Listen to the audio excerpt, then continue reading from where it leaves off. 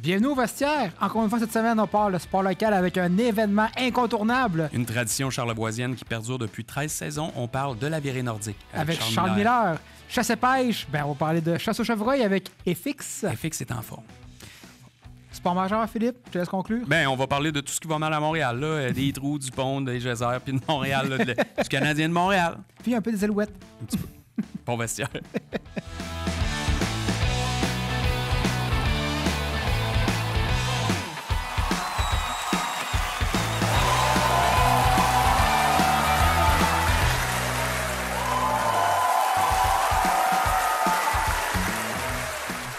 Le vestiaire vous est présenté par Hyundai Jean-Roch Thibault et Microbrasserie Charlevoix.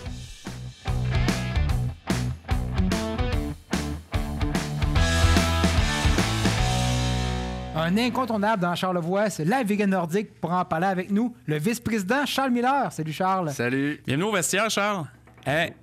La virée nordique, pour nous, on en parle chaque année, puis on n'a pas le choix d'en parler chaque année parce que c'est comme Mathieu l'a dit, un incontournable. C'est tellement populaire, là. J'ai le goût de te poser la question, qu'est-ce qui fait que ce soit justement devenu un événement en soi dans Charlevoix, qu'on entoure la date sur le calendrier?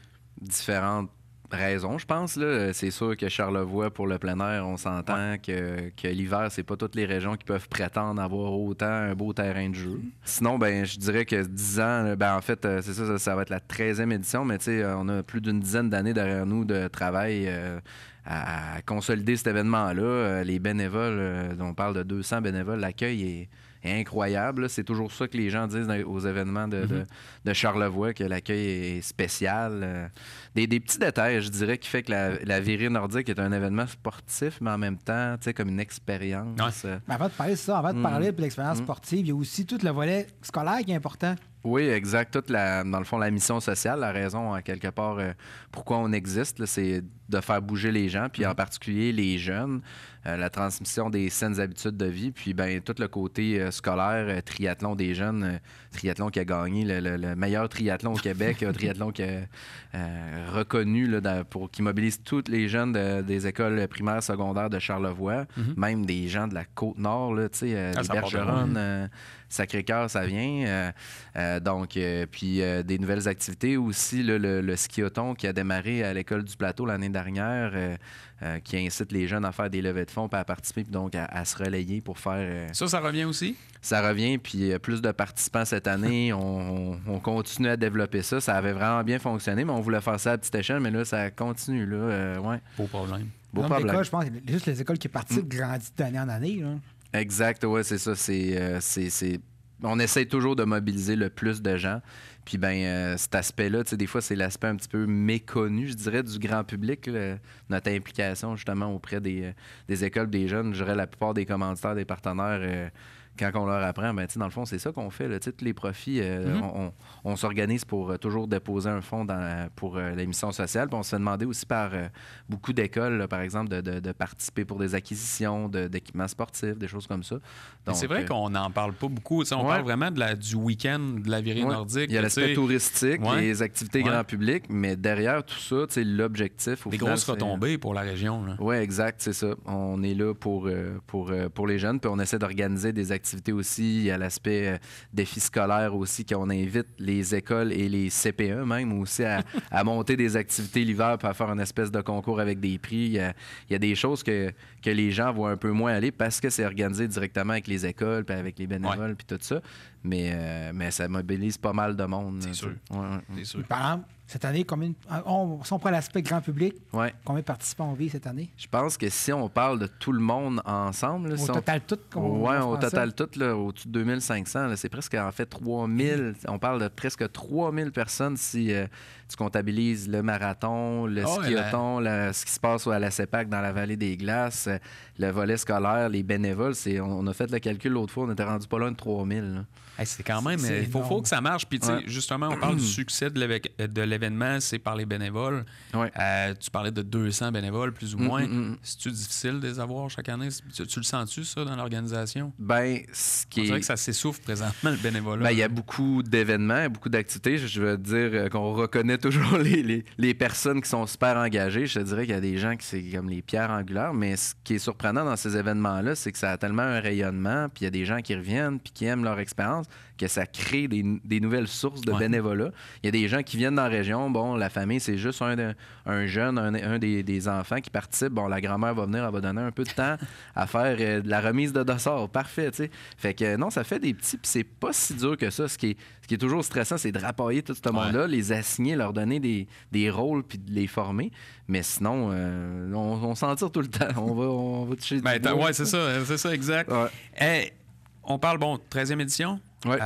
Est-ce qu'il y a des nouveautés encore? Ouais. Parce que chaque année, il y a tout le temps un plus, puis je me dis, ça devient complexe. Oui, ben tu sais, c'est comme tous les petits événements qu'on essaie de rendre quand même, tu sais, une certaine qualité d'expérience aussi, parce que si tu accueilles trop de monde, à un moment donné, tu dilues peut-être un peu. Tu sais, le festif que vous connaissez, c'est un peu les mêmes enjeux. Ouais.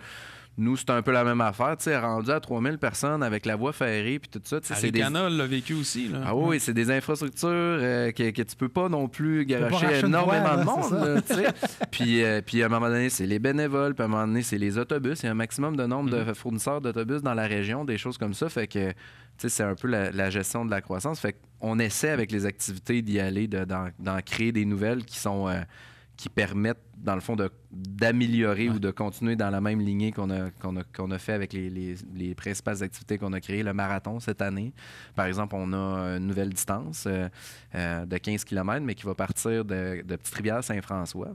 Donc, un 15 kilos qui arrive au Germain, qui termine au Germain. Moi, quand j'ai découvert, dans le fond, ce parcours-là, je faisais le marathon dans le temps, puis j'étais comme, bon, mais je peux mettre mon grain de sel. Finalement, je me suis ramassé à organiser le marathon, je m'attendais pas à ça. C'est ça. Tiens, la salière. Fait que là, il y avait le 60 kilos qui s'adresse à une clientèle très, très intense, là, qui est capable de faire 60 d'élite. Mais le 15, le début, moi, je trouvais que c'était une des plus belles sections, si ce n'est pas la plus belle section, à mon avis. Puis j'étais comme, OK, il faut faire de quoi un jour, j'aimerais bien exploiter cette section-là. Puis tant qu'à le tracer, pourquoi pas en faire bénéficier plus de monde? Parce que tu t'en parles, il y a plusieurs sites aussi pour les activités. C'est pas ciblé à un seul endroit, là. Exact. Il y a tout ce qui se passe dans la vallée des Glaces, à la CEPAC, dans le fond, les Hautes-Gorges de la rivière Malbaie. Donc, de ce côté-là aussi, on a une nouveauté, dans le fond, c'est que les activités se déplacent le samedi, qui était habituellement le dimanche. Dans le fond, on a revu l'horaire de la virée nordique pour permettre à plus de personnes de participer, faire des choix, puis pas nécessairement, qu'ils puissent faire une journée le marathon. Pas sacrifier, justement, le dimanche, le 30 km jusqu'à Saint-Joseph-de-la-Rive le dimanche, mais aussi profiter d'un 15-20 kg le samedi, donc de faire des espèces de combos.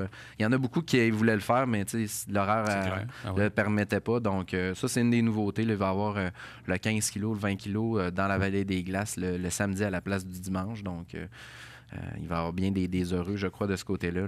Pendant un peu des activités, il y a le marathon, il y a la virée, il y a la course du Yeti, il y a le canal vertical. Essaye de nous résumer ça. Donc, si on prend la fin de semaine principale, ça commence le vendredi soir avec Planeta Luna qui est au Fairmount. Donc qui est relativement nouveau, je ne me trompe pas. Hein? Oui, exactement. Ça a été créé l'année dernière. Un de nos fondateurs, Jean-Luc Dupuis, a travaillé toute l'idéation de ça, puis a fait faire tout le travail de projection. C'est comme une expérience aussi le soir avec les lumières. Ça, c'est vraiment cool. C'est en raquette sur le terrain du Fairmount. Donc, ça commence encore avec ça cette année. Il va y avoir un petit after au Fairmount où est-ce qu'on va prendre un chocolat chaud, faire un petit quelque chose. Donc, puis par la suite, ça commence vraiment avec l'horaire qu'on connaît, le marathon et le 60 kg qui démarre très tôt le matin ici à Baie-Saint-Paul. Tout finit à la Malbaie, là, dans le fond. Fait que tu as le 60, le 43, le 30 et même je pense un 20 qui part de Cap-aux-Oies. Puis après ça, c'est un peu un repeat le lendemain, sauf qu'on ne fait pas le 43, ça démarre juste de Saint-Joseph-de-la-Rive, donc 30, 20 et un 10, qui est la journée de la famille, en fait, où est-ce qu'on invite tous les enfants et tout ça, les familles à participer. Puis en même temps, c'est ça, de l'autre côté de la CEPAC, tu as le samedi qui est donc le ski de fond, 15-20 kilos. Et le lendemain, c'est la course du Yeti, qui est une course sur neige, là, comme pour les coureurs qui cherchent un événement hors saison. Ouais, c'est ça, un petit rush d'adrénaline. Il y en a qui aiment ça continuer. Là, fait que, ouais. Donc, c'est ça, c'est un événement qui est bien populaire. Puis ça fait longtemps qu'on rode. Là, puis cette année aussi, il y a une nouveauté de ce côté-là. Il y a un 15 kg qui s'ajoute à la course. Donc, un 5 km, un 10, puis un 15 qu'on finit littéralement sur la rivière Malbaie. Là, c'est malade. Là. C'est vraiment beau. En terminant, Charles, il y a de la place encore dans certaines où c'est déjà pas C'est mal... même pas lancé encore. C'est la semaine prochaine. Fait qu'on est correct, mais allez vite, mettons. Oui, c'est ça. La virée, c'est tout le temps ça. C'est ça le beau problème aussi, là, c'est que ça va très, très vite. Là, il y a une prévente spéciale pour les Charlevoisiens. Ça, c'est cool. Fait que 24 heures à l'avance la veille. Donc, la vente régulière est le 12, donc le 11 à partir du matin. Nous, on a tout un système de gestion de l'infolette où est-ce qu'on demande aux gens les villes, les codes postaux. Donc, les Charlevoisiens vont recevoir une infolettre avec un code promo unique qui va leur permettre de s'inscrire avant tout le monde. Parfait. Donc, puis après ça, le lendemain, ça ouvre au grand public. Habituellement, je vous dirais en 24-40 heures. 24 heures, le marathon, tout ce qui est ski de fond, c'est sold out. C'est pas long, là. Donc, non, c'est ça, c'est qu'il faut se tenir pas loin de son ordinateur. Puis, ça, on fait ça pour les renseignements sur Internet, Facebook, on a tous les liens de toute façon. Les réseaux sociaux, virénordique.com, c'est là que ça se passe pour la billetterie. Puis bénévolat, s'il y en a qui veulent s'impliquer. On nous contacte directement sur le site web, il y a un onglet bénévolat. On est tous les membres de l'organisation, du CA, tout ça, on est très impliqués. Donc, écrivez-nous, écrivez-moi, on va vous trouver une place. Là. Nous, ça nous fait plaisir. Exactement, c'est ça. Non, pour vrai, là, moi, c'est un de mes plaisirs là, quand je suis rendu sur le terrain avec le monde. C'est travailler avec le monde pour voir le monde. C'est ça le plus fun. Là. Charles, un gros merci. Puis, moi, je te souhaite de la neige. Oui, c'était quand même stressant l'année passée. Il faut avoir de la nature de notre bord. Ça serait bien le fun. Merci, Charles. Yes, sir. Chronique chasse et pêche avec FX. Et sais-tu quoi, Matt? Je pense que ça va être ma plus belle chronique chasse et pêche de l'histoire de l'humanité parce que je veux commencer la chasse au chevreuil pour de vrai, pour mes 30 ans, parce que je vais avoir 30 ans. Oui, effectivement. Puis, j'étais un peu perdu, pour vrai. C'est elle que tu as le plus d'intérêt. J'ai plus d'intérêt. En fait, je veux le faire, mais tu sais, je suis content que tu sois là pour démêler un peu l'arbalète, poudre noire, dynamite. On peut pas, tu sais, juste me mettre un peu, m'expliquer comment ça fonctionne parce que ça débute en fin de semaine. Oui. Puis ce qu'il faut comprendre, notamment, c'est que nous, dans la région de Charlevoix, la particularité qu'on a, c'est que notre zone globale, la zone 27, est divisée en deux territoires, donc la 27 Est et Ouest, ce qui permet de chasser deux zones différentes au cerf de Virginie et une possibilité de récolter deux cerfs. Oh, ouais? Un dans la Est, un dans la Ouest. Et une autre particularité propre à la région de Charlevoix, c'est que nous, ici, on est limité aux armes de courte portée, aux armes de jet, dont l'arc, arbalète, fusil à chargement par la bouche de calibre 50, ou sinon le fusil de calibre 12 ou de calibre 20 avec un sabot, une slug. Ramène ton bazooka. Retourne-les finalement, c'est ça. Puis du côté de la Beauce ou des cantons de l'Est ou de Laurentides, on peut y aller à la carabine. Dans l'ensemble des régions du Québec, on peut pratiquer la chasse au cerf de Virginie avec une arme à feu. Okay. Ce type de carabine. Mais y a-t-il une raison qui explique ça pour qu'on est différent dans Charlevoix? Parce qu'on est quand même si on fait un historique face à l'ensemble du Québec, on est quand même une jeune région en matière de chasse au cerf de Virginie. Ce que j'entends par là, c'est que depuis le début des années 2000, il y a eu beaucoup de modifications réglementaires dans la zone 27. Notre population est en effervescence, est en augmentation dans les 20 dernières années. Tandis qu'il y a 30 ans, il n'y avait pas de chevreuil en forte densité ici, comparativement à les Laurentides, en Outaouais, dans le centre du Québec, où est-ce qu'il y avait vraiment une population beaucoup plus stable et beaucoup plus florissante, ce qui permettait d'avoir des armes de longue portée disponibles pour la période d'accouplement. Donc, les chasseurs pouvaient aller au mois de novembre à la chasse à carabine dans l'ensemble des régions du Québec, à certaines exceptions près. Mais aujourd'hui, dans Charlevoix, on a quand même la possibilité d'avoir une accessibilité beaucoup plus intéressante avec les fusils de calibre 12, calibre 20 qu'on peut utiliser, le fusil à chargement par la bouche, arc arbalète. Tu prends quoi, toi? C'est quoi la différence? Une arme longue portée puis une arme non longue portée? Ton arc et ton arbalète va te permettre un tir létal, un tir mortel entre 0 et 30 mètres, exemple, selon la théorie. Mais du côté d'un arme à chargement par la bouche, on peut parler peut-être d'un tir jusqu'à 150-200 mètres à certains moments. Et le fusil de type 12 ou de calibre 20 va pouvoir donner un impact, un bon rendement entre 300, 400, 500 pieds. C'est le canon qui est plus court, j'imagine. Oui, et l'arme va travailler différemment. Exemple, avec un calibre 50, on va charger le fusil avec un percuteur, là, le primer qu'on appelle, la poudre. Comme la bataille, c'est plein. La poudre en comprimé et le boulet qui va aux alentours de 250 grains, 225 grains, qui va avoir une bonne force de frappe et une bonne énergie jusque, mettons, à 200 mètres, mettons 600 pieds. Bon à malin. C'est vraiment la technique du mousqueton, littéralement. Un peu le même principe, sauf un petit peu plus innové au niveau du chargement de la poudre, et parce que maintenant, c'est des comprimés. Et ici, on y va du côté de l'arbalète et de l'arc. On va aujourd'hui avec des flèches en carbone, flèches en aluminium, avec un bon boulet, on peut aller à 35, 40 verges, là, bon à malin, 130 pieds peut-être. Ah ouais. Ouais. Puis il y en a qui vont plus loin, mais je ne le conseille pas, parce que ça va nécessiter un chien de sang. Ah, ouais. OK. C'est sûr Pour que... tracer la bête, là. Ah, ouais. As-tu une préférence entre les deux, toi, l'arbalète, l'arme à feu, longue portée, courte portée, tout ça? Moi, étant donné que je prends pour acquis qu'on n'a pas une zone qui nous permet la chasse à la carabine, je vais aménager tous mes aménagements, tous mes secteurs pour chasser avec une arme de courte portée comme une arbalète ou un arc. Donc, je vais aménager toutes mes infrastructures de la sorte. Mais si je vais avec un fusil, puisque pendant 3 jours, on a le droit au fusil ou à l'arme à chargement par la bouche, bien, je vais être quand même très mortel et très performant à courte distance. Donc, ouais, parce que tu vas être proche pareil. Les probabilités vont être aussi bonnes. C'est juste que la différence, c'est que moi, je vais aménager mon territoire différemment. Exemple, là, je suis quelqu'un qui va chasser 100% à l'arc. Je vais y aller vraiment avec des petits corridors de tir avec un maximum de 30 mètres. Mais si j'ai une possibilité d'y aller avec un fusil à chargement par la bouche, je vais me faire 2-3 corridors de tir avec une possibilité de taille de 75 mètres. OK. Bon an, malin. Puis quand je parle de corridor de tir, c'est pas nécessairement de faire un champ dans le bois. Là. Une coupe à blanc. On parle peut-être de la largeur d'un VTT ou un petit peu plus large. Ouais. Bon an, malin, 6 pieds de large. Par exemple, 75 mètres. Fait que ça permet de faire une belle éclaircie, une belle fenestration aussi, puisque ça va faire une entrée de lumière qui va ramener du feuillu qui va pousser. Aussi d'autres végétaux. Tu fais ça au printemps, tu ne fais pas grandir à l'automne. Ben moi, je le commence tout le temps au printemps. C'est exemple, j'ai pris possession de la terre au printemps, j'ai loué une terre. Bon, ben, je vais me faire une belle saignée. Ou même que durant l'été, je vais aller passer en 4 roues pour tout briser le sol végétal. Okay. Puis je vais aller mettre du trèfle, la luzerne. Je vais semer vraiment des herbes qui vont être plus intéressantes pour le cerf de Virginie et plus nutritives pour la période de l'année. Puis ensuite, on va établir une stratégie d'appâtage dans des zones plus limitées. Et ceux-là qui ont des grands territoires, je vais conseiller davantage une chasse sans appât sur les canaux de déplacement des cerfs de Virginie.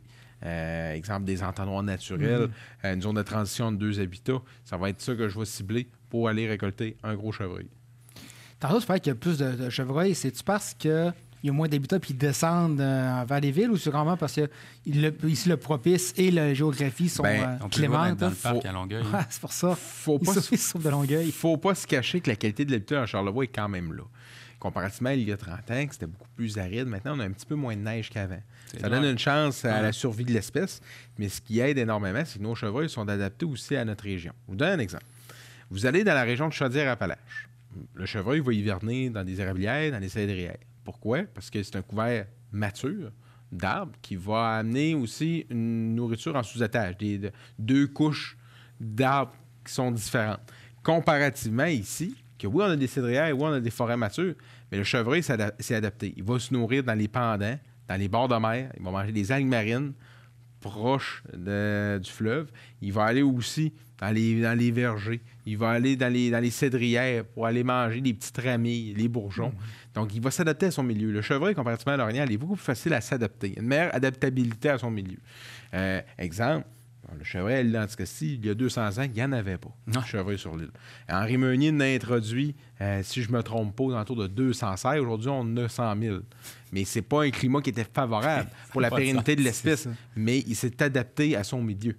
Donc, c'est un peu le même principe ici. On n'a pas un habitat parfait comparativement au canton de l'Est. Mais il se développe. C'est pas un milieu agricole. Les chevreuils en milieu agricole, c'est là qu'ils vont avoir un plus grand essor de la population. Mais ici, on a de l'agroforestier, on a des cultures.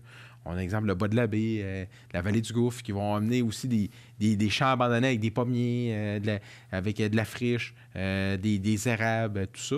Fait que c'est tout ce qui est feuillu ou foin ou graminé va être une source de nourriture intéressante pour le chevreuil. Ouais. Le taux de succès est-tu bon? de plus en plus, j'imagine. Oui, j'ai pas les statistiques en main, mais ce que je peux dire, c'est que le taux de succès est de plus en plus intéressant parce qu'on a changé en plus les périodes de chasse.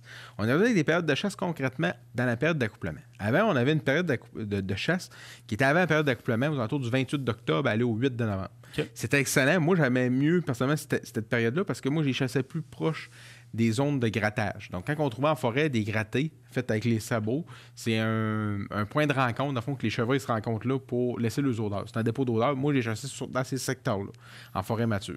Maintenant, la période d'accouplement donne une meilleure vulnérabilité, si on veut, auprès du cerf de Virginie parce qu'il va aller faire des grands déplacements pour trouver les femelles. Et souvent, on a un petit peu de neige durant ces périodes-là, un petit peu plus tard, ce qui fait des grandes migrations des chevreuils vers les zones de ravage. Donc, mon plan, ma stratégie va être simplement, exemple, là, cette semaine, les gens qui disent « j'ai pas de chevreuil sur mes appâts, j'ai juste 2-3 femelles », ne vous inquiétez pas. Si vous n'avez pas de mâle présentement, on est le 4 novembre, 5 novembre, le 12 novembre, la game va changer, le plan de match va changer. Ça va pareil, ça va vite, là. Les femelles tombent en estrus, s'ils ne manquent pas de nourriture, ils restent dans le coin, ils sont en sécurité, ils ne se font pas déranger, ça va être bon, ça va être payant, parce que là, vous allez avoir des mâles peut-être qui étaient à 20 km ou 10 km d'ouest qui étaient initialement avant la période de rut, qui vont se présenter. Donc, c'est deux stratégies complètement différentes. Un peu comme la chasse à l'orignal, ça a changé un peu. Oui. Avant le rut, on chasse des animaux résidents, des animaux qui ont un domaine vital très court. On parle là, de milieu de vie de peut-être de 1 ou 2 km². Comparativement à une période d'accouplement, on peut aller à 10, 12, 15 km². Ce qui va être complètement différent. Une stratégie différente, imprévisible, mais plus excitante. Ça dure combien de temps, la chasse? On commence samedi le 8 novembre. C'est le 9, pardonnez-moi. Le 9, à aller jusqu'au 17 novembre. Donc, dimanche le 17. Fait que c'est quand même court, mais c'est maintenant. Oui, on a 3 jours au fusil et la balance de la saison va être à l'arc et arbalète. Mais c'est des bonnes périodes. On chasse de la bonne manière, des bonnes techniques, un bon appâtage. On peut utiliser aussi des leurres sexuelles comme de l'urine synthétique. On peut utiliser aussi des hormones engelées qu'on peut faire dégrader des lignes d'odeur avec. Les animaux qui sont curieux, ils vont bien répondre à l'odeur. Il suffit d'être patient, de chasser à bon vent, faire attention à ces odeurs et ça peut être utile. Question. Hey, je sens que ça va être la question. Y a-t-il une raison pour laquelle les armes à feu sont limitées sur 3 jours versus les arbalètes? Oui. C'est quoi? Je vais laisser Pour restreindre la probabilité de succès, parce qu'on est encore dans une population considérée fragile. Exactement. On n'est pas comme un peu le dindon sauvage à certains endroits, que quand la chasse a ouvert, il y avait le droit à un dindon pour une semaine de chasse. Là, maintenant, eux autres ont le droit à 2 parce qu'ils ont ouvert... il y a plus de dindons. C'est une manière de contrôler aussi. Oui, c'est en plein ça. Puis du côté de Charlevoix, il y a des bonnes pochettes d'habitat. Exemple, au Zéboulement, il peut y avoir une bonne concentration en endroit. À Malbaie, il peut y avoir une bonne concentration. Puis à Baie-Saint-Paul, il peut y avoir une bonne. Mais ça ne veut pas dire nécessairement qu'il y a la même densité au kilomètre carré à Saint-Hilarion ou à Petite-Rivière-Saint-François. Je donne un exemple. Donc là, ils sont obligés de faire une uniformité puis un échantillon homogène. Là, ils disent, regarde, il y a tant de chevreuils à peu près, tant de pourcentage de récolte, tant de permis vendus. On n'est pas à l'aise pour la pénérité de l'espèce de mettre ça à l'arme de longue portée. Fait que je pense qu'il y a mieux cette formule-là. Puis je pense que c'est correct. Moi, je pense que c'est une méthode aussi, il ne faut pas se le cacher. On chasse tous proche des grands centres. On chasse tous derrière pratiquement une maison ou un développement résidentiel. Les armes de longue portée, il ne faut pas se le cacher. Ça a de la portée, mais c'est une question de sécurité aussi. Oui, c'est sûr. C'est vrai. Puis, ça dépend de la zone. Donc, dans d'autres zones, tu pourras avoir 4-5 jours d'armes à feu, par exemple. Oui. Bien, dans les Laurentides, exemple, ou en Chaudière-Appalaches, c'est 2 semaines complètes. FX, un gros merci. J'ai appris beaucoup. Fait que je t'en remercie. L'année prochaine, je te montre mes trophées de chasse. On va pour la chasse. Ah ouais, c'est ça. Merci, FX. Merci, FX.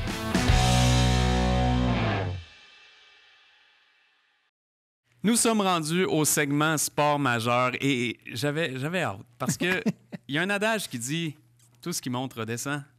Alors, parlons du Canadien de Montréal. Écoute, tu te réjouis du malheur des autres. Ben non, ça me fait de quoi en dedans? J'y croyais cette année, la coupe, la parade, puis tout ça. Mais non, mais honnêtement, là, c'était pas beau, là, dernièrement. Là. Ah non, c'est... Montembeau, je me rappelle, il y a 2 semaines, Mathieu, je t'ai dit mot pour mot. Tu sais, là, ils ont Montembeau, là, qui joue son rôle de numéro 1, là. Oups là. Mais quand la chaîne débarque, elle débarque solide, là. Tu vois que le Canadien, c'est une équipe fragile. Ben oui. Tu sais, ça prend pas grand-chose pour que la chaîne débarque, puis ils sont dans le mix pour les 5 premiers. Pour un choix top 5. Pour un choix top 5 l'année prochaine. Ils sont dans le mix avec 4 victoires, 7 défaites. Ben oui. Ouais. Pour un choix top 5 l'année prochaine. Ben oui, mais il faut tout le temps du positif dans du négatif. Mais tu sais, La fragilité, oui, c'est vrai. Puis tu le vois, là, une mauvaise décision, mais en même temps, tu dois vivre avec ça parce que tu as plein de jeunes. Ben tu sais, oui. Hudson, là, on est en train de lui faire une statue en or au Centre Bell parce qu'il est vraiment le futur, il est parfait, bien, mais il va faut lui donner faire ça. des erreurs. Oui, mais il joue bien. Puis il en a fait une, Oui. ça coûte un but, Exact. puis il en fera plus, je pense. C'est ça, Peut-être, mais il va en pas à faire court une terme, autre. pas à court Tu sais, terme, il va en une trouver autre. d'autres. C'est juste qu'on a misé beaucoup, puis je pense que le début de saison n'a pas été honnête. Peut-être que les autres équipes se sont ajustées aussi par rapport aux ajouts. Là. C'est le début de ça pour tout le monde. Là, tu sais, c'est... Ben, il y a des surprises, c'est sûr, dans la Ligue, puis on va en parler un peu plus tard. Mais tu sais, la seule lumière que j'ai vue au bout du tunnel, c'est Martin Saint-Louis qui a décidé d'être coach. Ben oui, j'ai adoré qu'il s'est vomi dessus. Là. Les joueurs sont...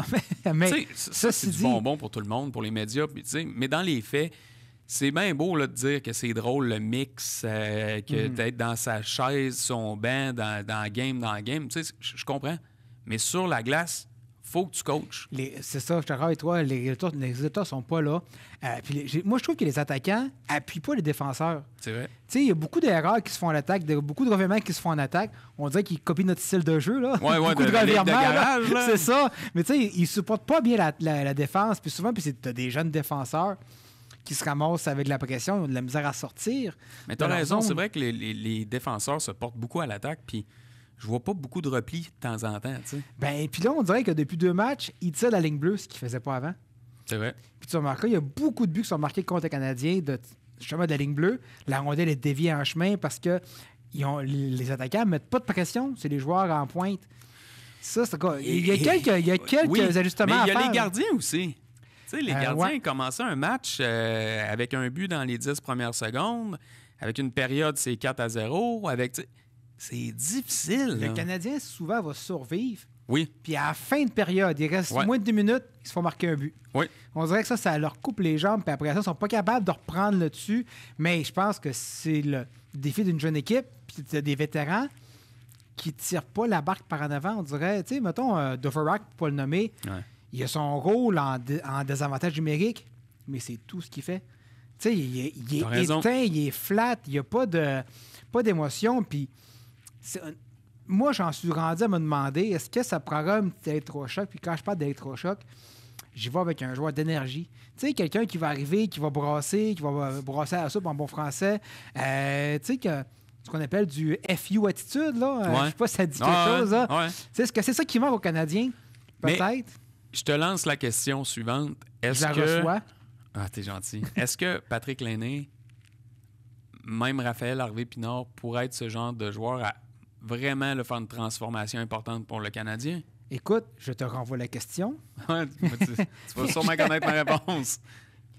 Quel joueur de centre peut lui donner la rondelle? Ça fait longtemps, ça, Mathieu. Tu sais, un Kirby Dach, là, qui devait être le deuxième centre, il y a quoi, 38 de pourcentage de mise en jeu? Exact. Donc, dès que tu commences ton chiffre, tu cours déjà après la rondelle. Tu réussis à l'avoir, tu as déjà la moitié de ton chiffre de passer sur la glace, donc tu es déjà à la moitié de ton énergie. Ouais. Comment veux-tu installer une attaque? Puis si tu réussis à le faire, dès que tu pars à la rondelle, ben, tu n'as pas l'énergie pour revenir en arrière. Puis c'est clair, mais j'ai quand même hâte de voir ce que ça va donner. Tu sais, je te parlais que Saint-Louis coach maintenant. Moi, je suis zéro inquiet sur son poste cette année. Honnêtement, non, si on a à le mettre dehors, ça va être à la fin de la saison.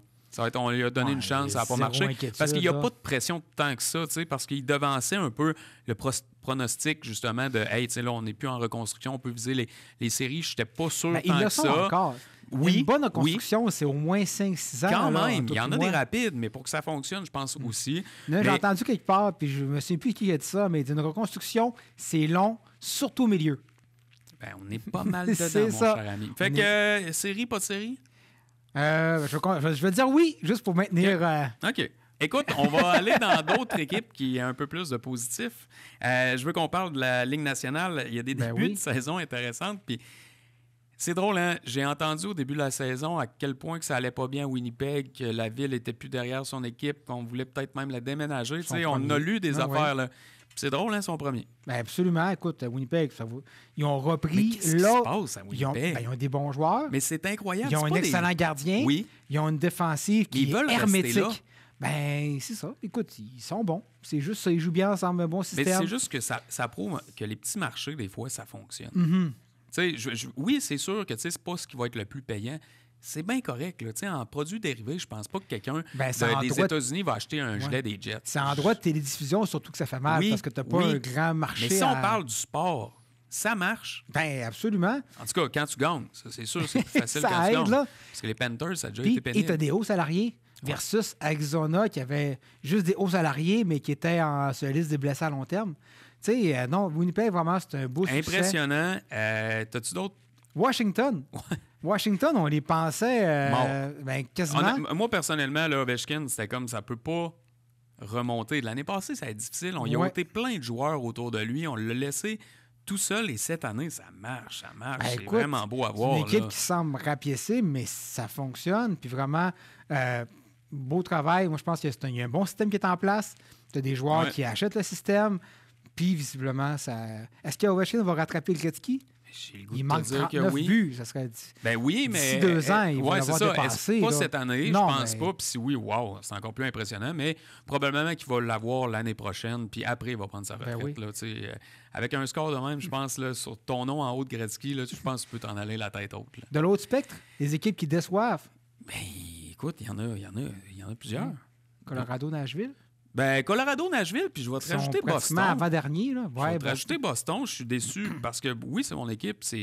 Là, ça va mieux depuis 2 derniers matchs. Mais tu sais, clouer ton meilleur joueur au banc, une 3e période, souvent, ça cache quelque chose. C'est pas le fun. Swimmen, ça va pas tant bien. Là. Ça va pas. Mais on oublie, 900, il n'y a pas eu de camp d'entraînement. Mais tu sais, tu parlais Ottawa aussi. C'est...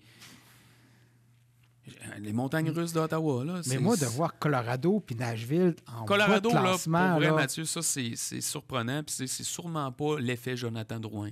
Mais non, mais il n'est pas là. De toute façon, il est blessé. Non, mais tu sais, dans le sens, tu comprends, même s'il est là, pas là, pas sûr que ça serait mieux pour Colorado. Je ne sais pas qu'est-ce qu'on va faire pour ça. Ben écoute, le meilleur pointeur, c'est Ross Carton. Oui, personne ne le connaissait l'année passée. Ben, c'est ça, c'est un agitateur.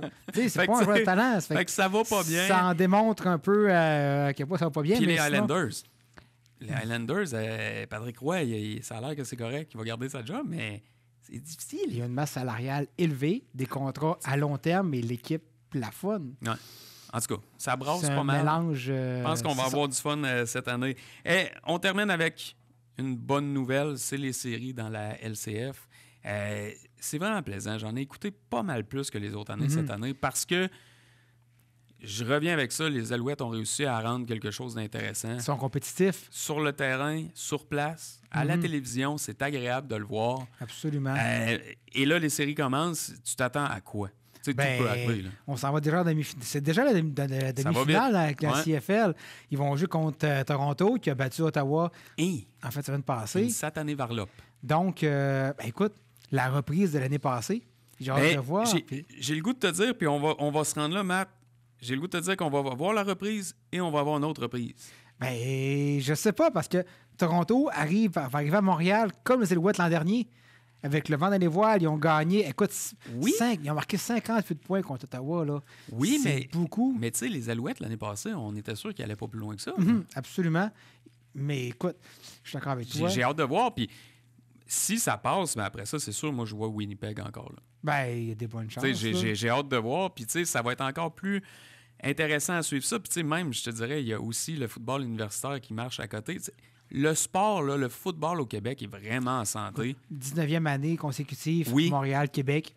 Ben ouais, c'est ça. Écoute, on change pas les classiques, c'est bon, mais j'ai hâte de voir. Fait que ta prédiction, toi, Coupe Grey? Écoute, je suis trop chauvin, là. Je vais y aller pour Alouette Bombers. Ça m'arrive des fois. Ouais, ça m'arrive des fois. Écoute, moi, je pense que ça ne marchera pas cette année. Je reviens, ils ont le momentum. Tu sais, dernier match contre Winnipeg, tout allait bien, à part le dernier coup de vent à la fin qui a coûté littéralement le match. Là. Mais je pense qu'ils ont repris le momentum. Les choses sont en place. Ils ont de l'expérience, sont solides. Ça va être à la défense d'affaiblir l'attaque de Toronto. C'est vraiment la défense qui va dicter. Ça te fait bien quand tu essaies de te convaincre. C'est parfait. Pas pire. Hein? Écoute. Hey, c'est déjà tout pour l'émission du vestiaire. Un gros merci à l'équipe technique qui fait en sorte qu'on n'est pas pire. Ben ouais, on a quasiment l'air brillant. On se débrouille. Et nous, je serai pas là pour les 2 prochaines émissions. Je pleurerai pas à la maison. Mathieu est vraiment exceptionnel. Oui, je vais enfin discuter avec quelqu'un qui a un peu de jugement. Bon, à dans 2 semaines.